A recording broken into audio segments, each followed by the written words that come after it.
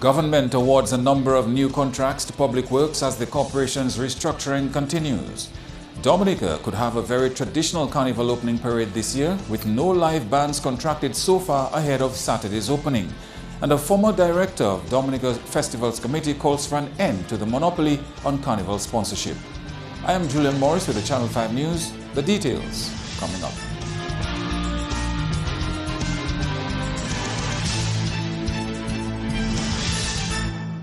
First up, former DFC director and businessman Val Coffey has proposed a break away from the monopoly over Carnival sponsorship to allow other companies to invest in the festival.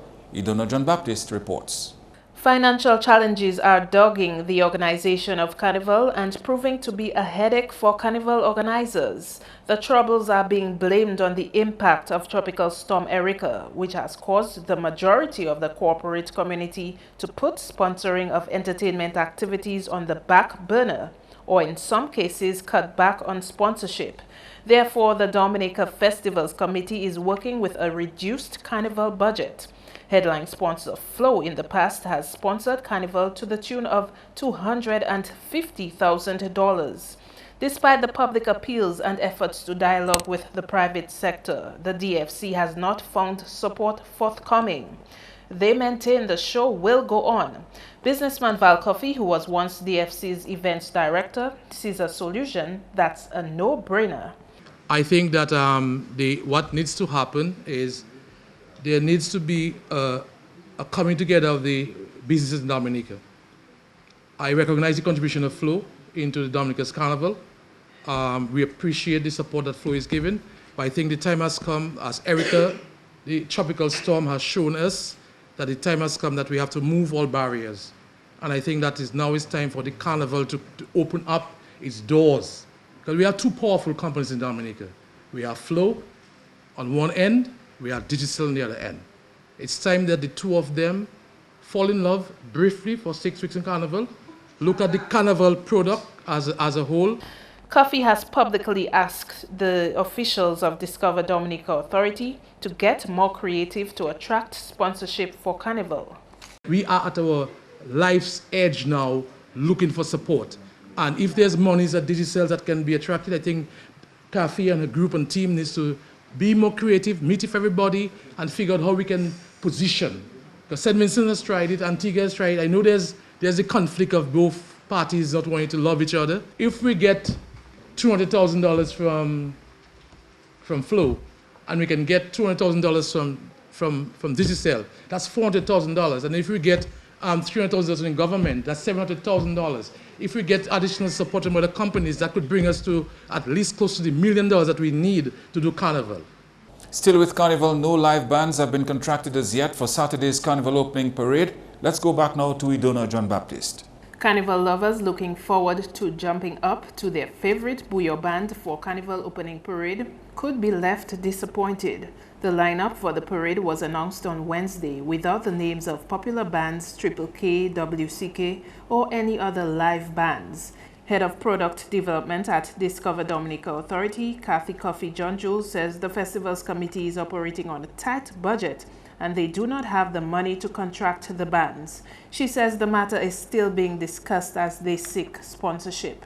One of the reasons we've contracted live bands for the parade in the past was the fact of the after activities that we usually hold, whether it's at the stadium or at the bayfront. Usually we would have an after party following the parade.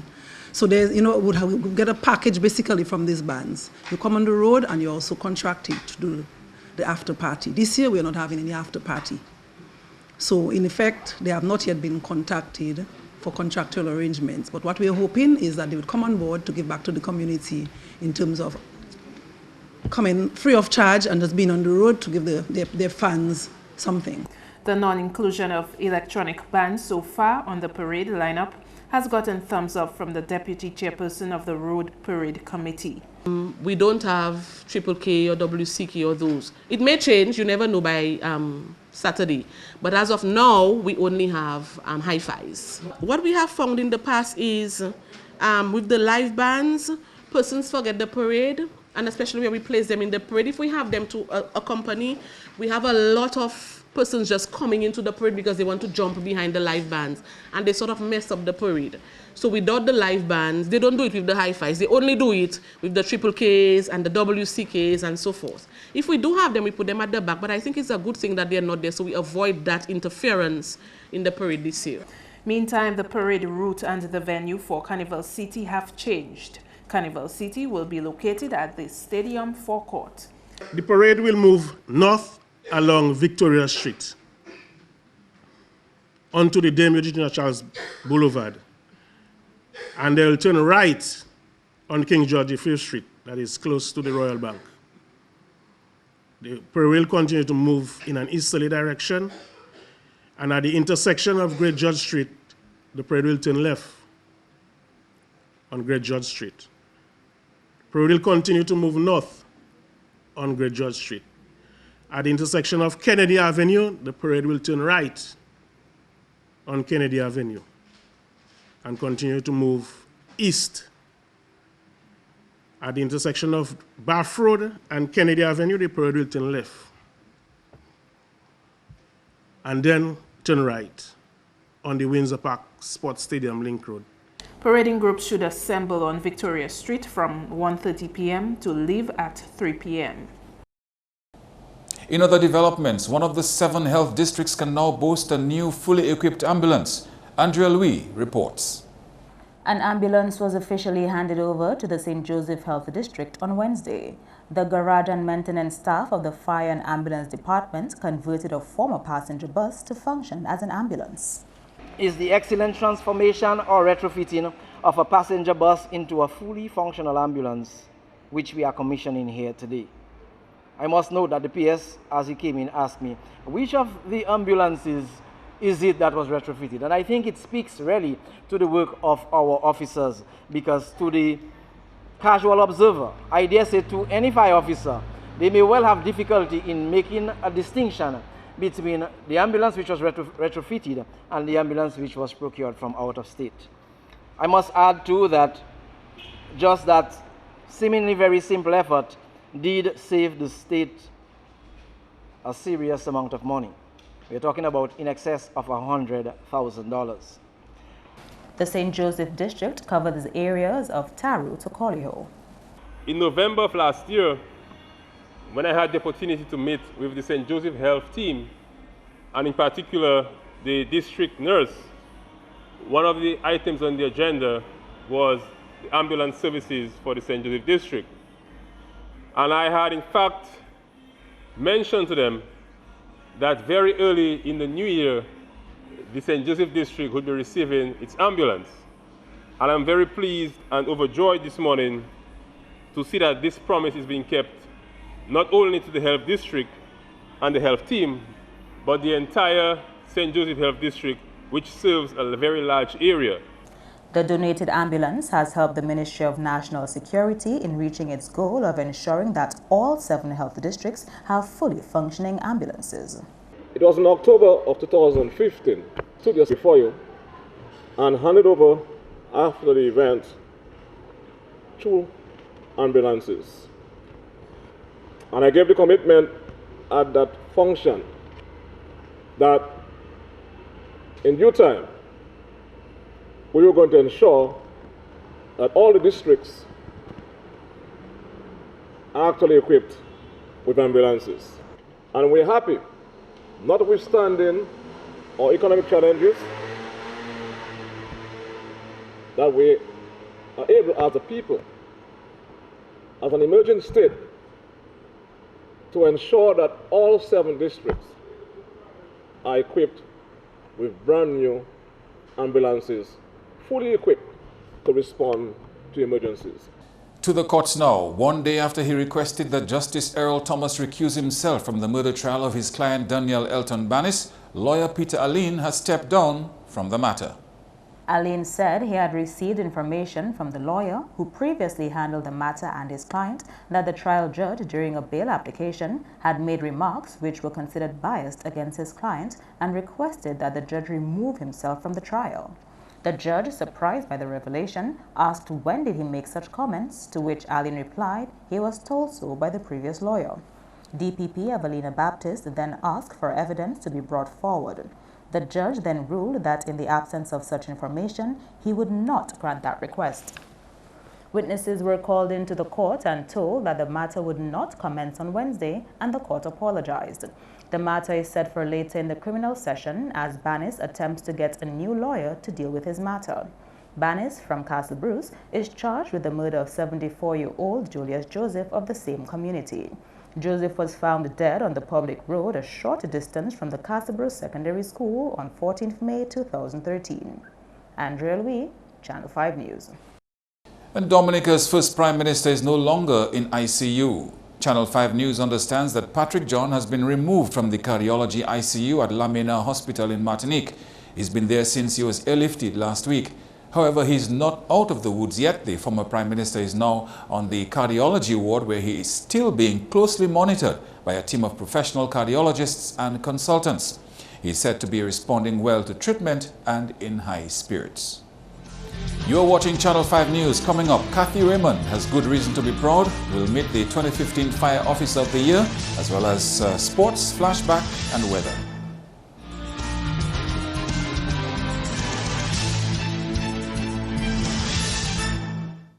The Public Works Corporation has secured several new contracts from government as it continues to restructure under new management. Idona John-Baptist reports.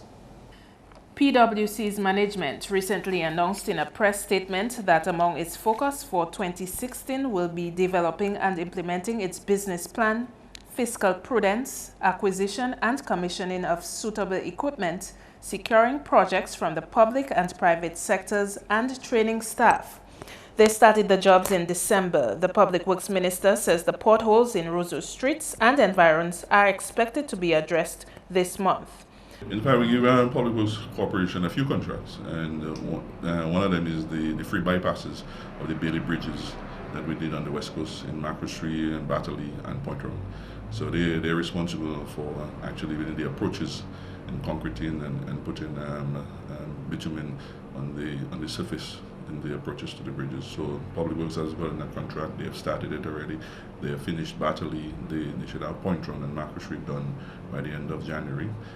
They have also given a contract for Antrim area, which they have done and completed. There's a small piece that has to be done in Antrim that they will also complete.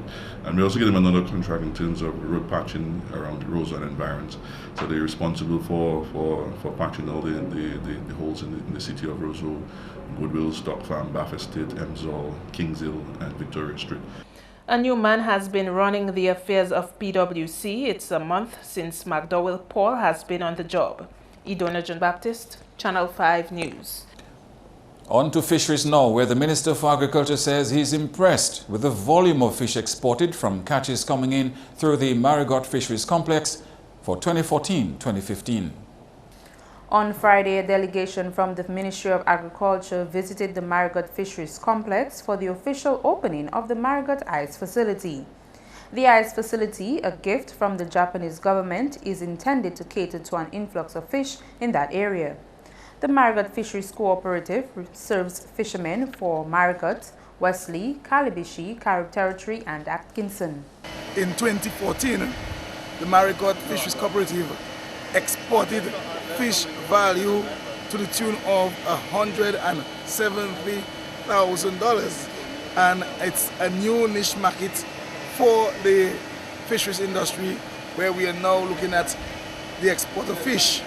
The minister says he is satisfied with the use and supervision of the facility. He says he is encouraged that the Marigot Fisheries Complex has the capacity to expand and help more young people enter the fishing industry. For 2015, the complex landed some 237,217 pounds of fish in the Marigot area, and this is tremendous for the Marigot area. Yet another example of the success of the agriculture and fisheries sector. If in Marigot alone we were able to see fish landing of some 247,000 pounds of fish, this is tremendous for the industry. Meanwhile, the minister is urging fishermen to make their contributions to the cooperative for the use of the facility. Persons in the locker rooms have been asked to make a contribution of $10 monthly, and I believe that the fishers of Marigot can pay $10 monthly. So in 2016, I'm appealing to all of the fishers in the Marigot area to make their contributions to the cooperative for the upkeep and maintenance of the facility. And leading firefighter Kathy Raymond has been awarded the Fire Officer of the Year for 2015. Raymond joined the department in February 2003. For outstanding work output, for insistence on doing things the right way, for your perseverance, for your willingness to learn, for your willingness to smoothen your rough edges. I am elated to announce this morning that the Fire Officer of the Year for 2015 is none other than leading fireman Kathy Raymond. Raymond says her commitment and dedication towards completing her various tasks paid off. 2015 was a really challenging year for me, and I did my best. I worked, and getting the job done, and it paid. I work at the administrative unit of the department, and we do things like process the various processes of vacation leave, sick leave. We do store management, so we do we have storekeeping, and so it's like jack of all trades. It's a humbling experience, and I just thank God for the opportunity. Well, 2016 is more hard work, because when you get award, people look at you and so more hard work. The Minister for National Security applauded the Fire and Ambulance Department for being gender neutral in its selection process. I'm very elated that today in 2016 that the outstanding officer can be a woman. It demonstrates therefore that women are equally competent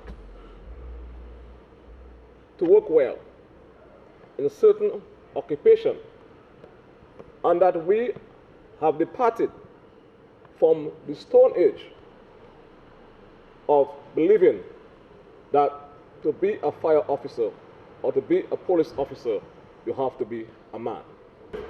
With application, commitment, and diligence, anybody, be it a man or a woman, can do what he or she wants to do. The Fire Officer of the Year award has been a feature of the department for the past 6 or 7 years.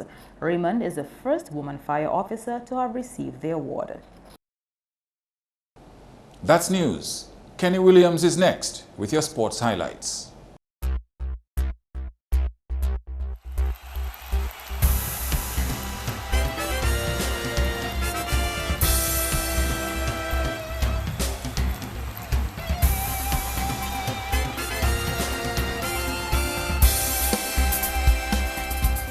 Hello everyone, and thanks for joining us.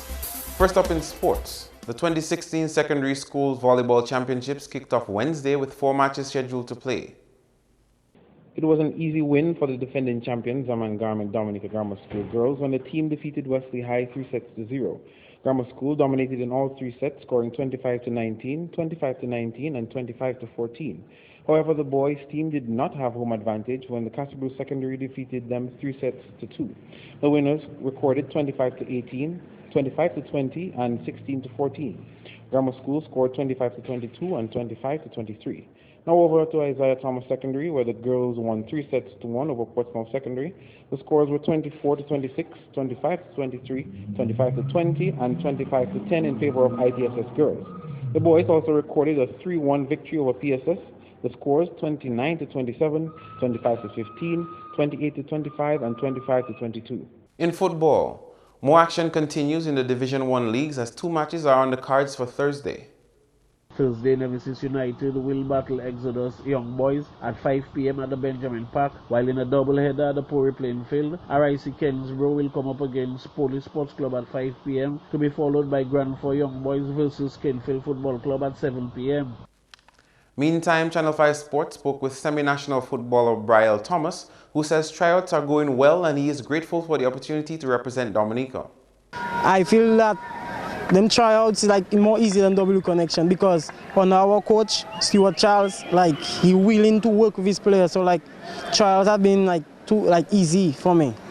Because I home, like I was feeling home, like I was jubilant, just enjoying myself playing my football. And that is the best thing as a sportsman is to be yourself. All fellas in my village, they tell me, boy, you throw me how much things even if you're younger than me. You know? But I was saying now, that is it. Since you're willing to put out on the field, you'll get your results. Thomas leaves for Trinidad on Thursday to continue playing semi-professional football with his team, the W Connection FC.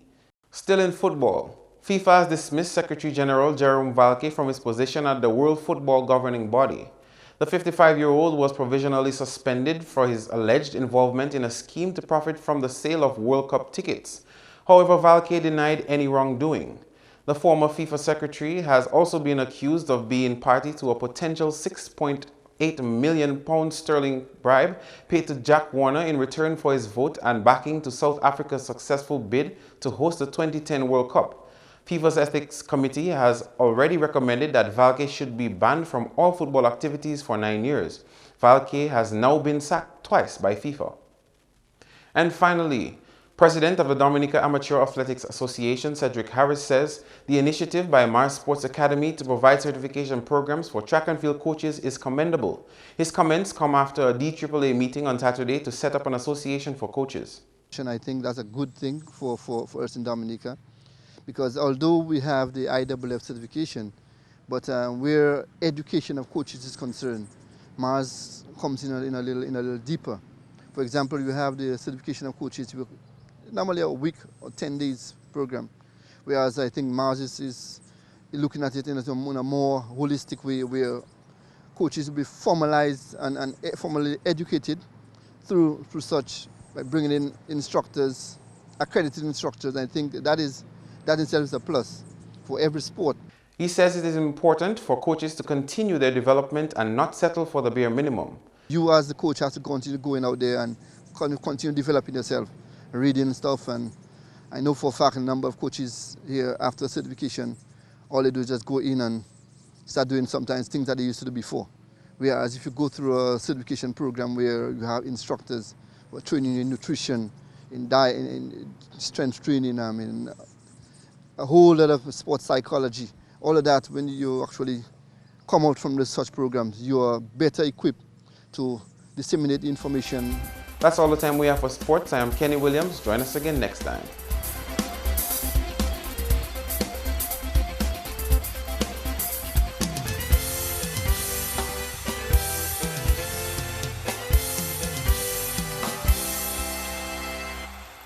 It's time now to go back in time. Flashback is next. Welcome to another flashback segment where we get the opportunity to deep into Marpin's news archives weekly. Do you remember the main road between Scott's Head and Soufriere about 20 years ago? It wasn't exactly like this. Polished, finished, protected from the sea, and an easier drive for road users. Our clip taken from our archives shows a totally different view of this road in 1996. The Soufriere to Scott's Head road has sustained further damage from rough seas. Traffic was halted there last night because the seawater had washed away temporary filling laid after damage caused by Hurricanes Lewis and Marilyn. Communications and Works Minister Earl Williams was on site this morning and outlined some of the proposals which he expects to put in place to reconstruct the road. I would recommend, and I've discussed with my engineers already, that we do certain things that at least will to withstand to those high and rough seas. I'll recommend one, that we think seriously of elevating the road. For one, elevating it much way above the sea level. And two, to use concrete instead of asphalt or bitumen. Because I think the concrete will be able to withstand the seas much better. And put another sea defense. We have one wall along there, as you could see. I would recommend that we put another wall, even in front of the one we have there. So we'll have both the sea defense and plus we'll elevate the road and use concrete instead of asphalt or bitumen. Mr. Williams says that a number of funds have already been earmarked for the road, but he says work will not begin immediately because of the number of projects already being undertaken by his ministry. However, he assures that the road will be reconstructed within the year. The rehabilitation project commenced in 2011 and the road and protective wall was reconstructed and made safer by then. We are always happy to report a story from the past, which has been remedied by the time we revisit. I am Janik Delma Samuel. Join us next week for another interesting segment of Flashback. Coming up next, your weather report. Good evening. Welcome to tonight's weather broadcast. Earlier infrared satellite imagery showed some high-level clouds across the central portion of the Lesser Antilles with some low-level clouds across the windwards in association with a dissipating frontal boundary. Visible satellite imagery showed generally fair skies across Dominica with some low-level clouds approaching the island from the northeast. Radar imagery indicated a few scattered showers mainly across the southern portion of the island chain. For tonight, the weather is expected to be partly cloudy to occasionally cloudy, and similar conditions can be expected into tomorrow. Sea conditions are expected to be moderate to rough in open water as northerly swells will continue to impact the island. As a result, a small craft warning remains in effect for above normal northerly swells. For the next 3 days, expect occasional cloudy skies and scattered showers tomorrow, with an improvement expected by the weekend. For the remainder of the Caribbean, occasional cloudy skies and scattered showers can be expected throughout. For the international cities forecast, clear skies in Caracas and Beijing, partly cloudy skies in New York and London, and some showers expected in Miami. The sun will rise tomorrow at 6:45 a.m. and set at 5:54 p.m. For additional information, feel free to contact us at weather.gov.dm or call the weather hotline at 447-5555. Thank you for joining us and have a good night.